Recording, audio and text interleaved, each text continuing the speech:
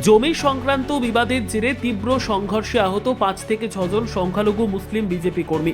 এই ঘটনায় মারাত্মকভাবে আহত হয়েছেন বিজেপি কর্মী ও বিএলএ 2 কাউসার আলী মোল্লা, মঞ্জুয়ারা বিবি, রফিকুল আলী মোল্লা সহ আরও কয়েকজন বিজেপি কর্মী। আহত কাউসার আলী মোল্লা দক্ষিণ দিনাজপুর জেলার কুমারগঞ্জ ব্লকের জকিরপুর পঞ্চায়েতের কোকট শাহবাজপুর সংসদের বিজেপির বিএলএ 2 হিসেবে দায়িত্ব পালন করছেন। তার অভিযোগ, এর আগেও অভিযুক্তরা তাদের নিজস্ব জমির গাছ জোরপূর্বক কেটে নিয়েছিল। সেই ঘটনাকে কেন্দ্র করে তিনি কুমারগঞ্জ থানায় লিখিত অভিযোগ দায়ের করেন। অভিযোগের ভিত্তিতে কুমারগঞ্জ থানা অভিযুক্তদের নোটিশ পাঠায়।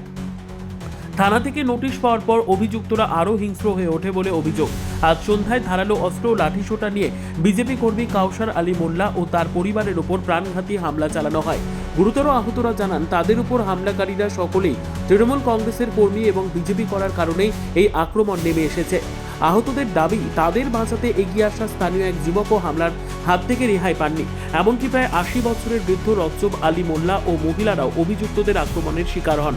ঘটনাকে ঘিরে বিজেপির দক্ষিণ দিনাজপুর জেলা সম্পাদক রজত ঘোষ অভিযোগ করেন, বিজেপিকে ঠেকাতেই এমন ঘৃণ্য পরিকল্পিত আক্রমণ চালানো হয়েছে। তিনি বলেন, বিজেপি এমন একটি দল যাকে আক্রমণ করে দমানো সম্ভব নয়। তিনি আরও কি বললেন শুনুন। বিজেপি এমন একটা দল, এখানে আক্রমণ করে কাউকে দমানো সম্ভব না। আজকে মুসলিম সম্প্রদায়ের একটা ছেলে বিএলএ 2 এর কাজ করেছে, যার জন্য তৃণমূলের এত আক্রোশ। আমরা সাথে আছি। এখন অতর্কিতে হামলা করেছে। গত পরশুদিন ওদের বাড়িতে একটা নোটিশ গেছে। এর আগে গাছ জবরদস্তি কেটেছিল, সেটার জন্য নোটিশ গেছে। এই নোটিশ গত পরশুদিন থানা থেকে গেছে। আর আজকে এরা পরিকল্পিতভাবে অ্যাটাক করছে এদেরকে মেরে ফেলার জন্য। এবার অ্যাটাক তো কখন করবে সেটা আমরা জেনে বসে থাকবো না। এখন অ্যাটাক হয়েছে, আমরা কিন্তু ওনাদের সাথে আগাগোড়াই আছি। এর আগে এদের 4 বিঘা জমিতে বিষ দিয়ে দিচ্ছিল। তারপরে গত আমন চাষের ধান এদেরকে কাটতে দেয়নি, আমরা থানাকে সাথে নিয়ে গিয়ে কাটিয়েছি ধান। আমরা আগাগোড়া এদের সাথে আছি এবং এরাও বদ্ধপরিকর, বিজেপি ছাড়বে না। তো আমরা তো সবকা সাথ, সবকা বিকাশ, সবকা প্রয়াস, সবকা বিশ্বাস, সেইটা তাদের ভিতরে প্রতিফলিত করতে পারছি জন্যই তারা আমাদের দল করে।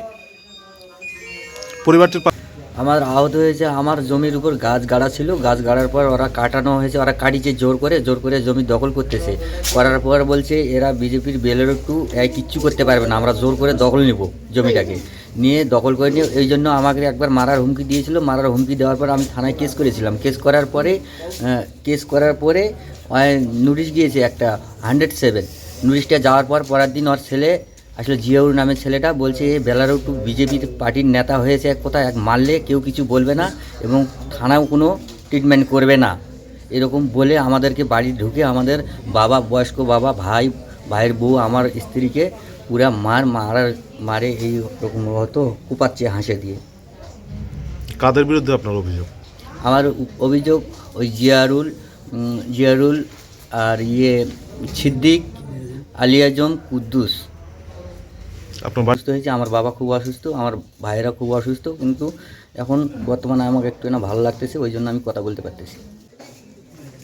আমাদের মারধর করেছে, 1 নম্বর হলো জিয়াউর, 2 নম্বর হলো সিদ্দিক, আলী আজম, কুদ্দুস, তারপরে মোজাক্কির, মোজাহিদুল, তারপরে সাবিনা, আনোয়ারা, আর জিয়াউরের নামটা কি রে, মেহবুবা বিবি। আপনাদেরকে যে মারধরটা করলো, কোথায় হয়েছে এই মারামারি? আমার বাড়ির সামনে। থানায় অভিযোগ জানিয়েছেন? না, জানাইনি এখনো, এই তো কেবল মেডিকেল করতেছি। ব্যুরো রিপোর্ট, উত্তর বাংলা সংবাদ।